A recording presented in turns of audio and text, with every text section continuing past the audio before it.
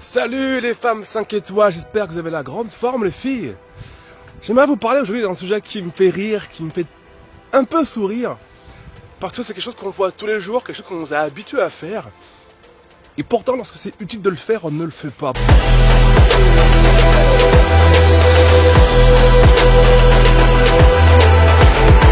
Vous savez, je coach plusieurs d'entre vous via Skype. Vous avez sur le blog Nous sommes belles une partie où vous pouvez remplir un formulaire et ensuite je vous contacte et on met en place une séance de coaching d'1 heure où je vous coach à aller de l'avant, à vous dépasser, à trouver des solutions, à utiliser des outils puissants pour vous permettre d'avancer dans vos objectifs, dans votre confiance en vous, dans votre estime de vous-même. Et par moments ça arrive, c'est très rare, mais ça arrive quand vous êtes à proximité de mon domicile, eh bien je vous coach en face à face. Donc on passe de Skype à face à face. Et en fait, ce qui s'est passé il y a quelques semaines,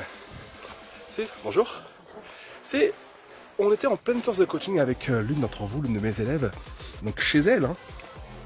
Et à un moment donné, au bout d'un petit quart d'heure de coaching, toc toc toc, elle entend quelqu'un qui frappe à la porte d'entrée. Et je la vois et tout, qu'elle se lève comme ça, doucement, elle regarde dans le Judas et tout, et sans faire de bruit, tu sais, vraiment, genre comme si elle était espionnée, quoi. Et elle me dit, elle me regarde et elle hausse ses épaules du style, je sais pas qui c'est. Donc elle revient vers moi et je fais, c'était qui? Pourquoi tu n'as pas ouvert? Elle fait, ah, écoute, il m'a même paru bizarre, je connais pas le monsieur, il m'inspirait pas confiance, donc j'ai pas ouvert la porte. Et là, je la regarde, donc je fais, donc tu fais partie de ces femmes, de ces personnes qui n'ouvrent pas la porte aux inconnus. Elle fait, bah oui, je crois que c'est normal, non? Quand on connaît pas quelqu'un, on n'ouvre pas la porte. Je fais, ouais, c'est normal. Et en fait, pourquoi ça m'a fait sourire? Parce qu'en fait, très souvent, les filles, vous avez ce réflexe qui est bien, attention, je vous recommande pas d'ouvrir la porte à n'importe qui, surtout quand vous êtes seul chez vous. Mais vous avez ce réflexe qu'on vous apprend depuis tout petit. N'ouvre pas la porte aux inconnus. Très dangereux, hein. On ne sait pas qui est derrière la porte, tu ne le connais pas, laisse la porte fermée. Donc ça, vous le mettez en application généralement très bien, et tant mieux.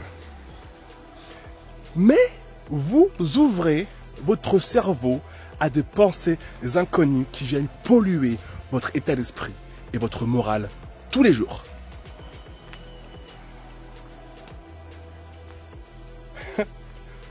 Vous n'ouvrez pas la porte aux inconnus, mais vous ouvrez votre cerveau aux pensées inconnues des personnes qui vous entourent, qui viennent polluer votre esprit, qui viennent polluer votre morale, qui viennent polluer vos idées, vos pensées, vos motivations.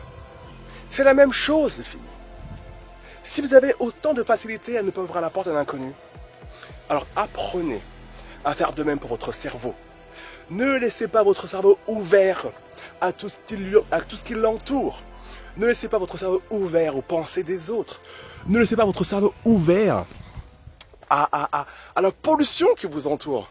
C'est le meilleur moyen de subir quelque chose que vous n'avez pas envie de subir. Hein?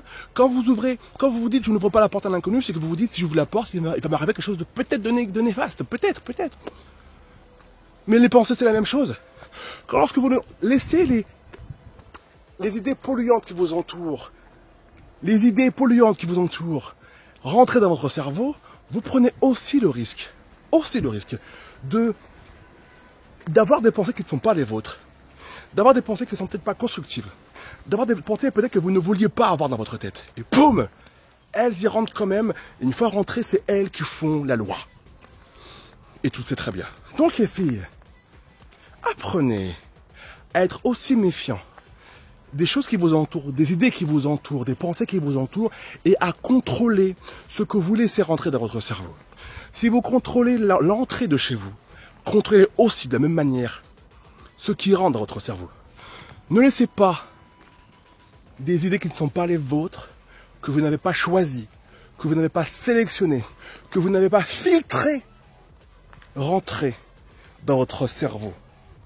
Votre cerveau, tout ce qui se passe là-dedans, c'est chez vous aussi. Donc mettez un Judas. Et lorsque par exemple vous rentrez dans une pièce et que vous avez une ambiance toxique où tout le monde se dispute, ne rentrez pas dans cette ambiance toxique, ne rentrez pas dans la dispute. Vous filtrez ce qui vous arrive. Vous filtrez ce qui vient vers vous, qui vous attaque, qui fait toc toc toc. Filtrez tout ça.